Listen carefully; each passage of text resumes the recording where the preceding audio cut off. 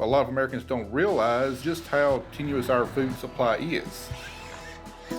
We've seen during COVID-19 what one break in the chain in our food supply can cause of actually getting the product to the grocery stores. And that was only just a brief disruption of our food supply. What if we have an even worse drought than what we had in 2007 that disrupts food supply over the entire country?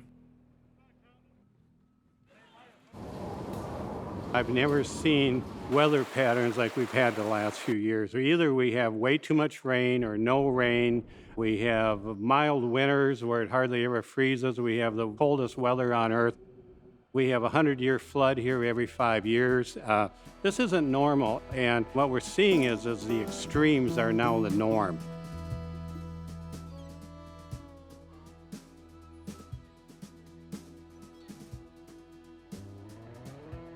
This year we've had a big soybean crop, and it's typically shipped down to New Orleans. And then right before harvest, Hurricane Ida comes in and damages a lot of those grain facilities down there. And all of a sudden, our price that we're set to receive for our crops drops like a rock.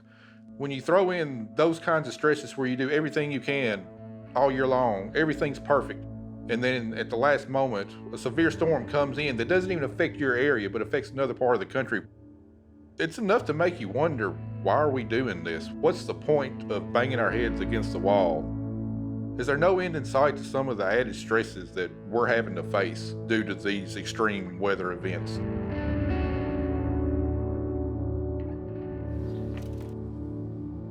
A lot of this stuff was driven by the lack of access to fresh, nutritious foods in Winnebago. And we've gone away from things like this, growing our own food.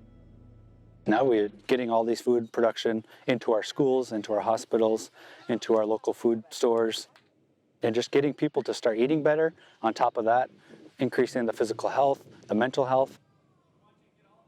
I think it's extremely important that a lot of rural communities start to plan longer term for the food security within their communities.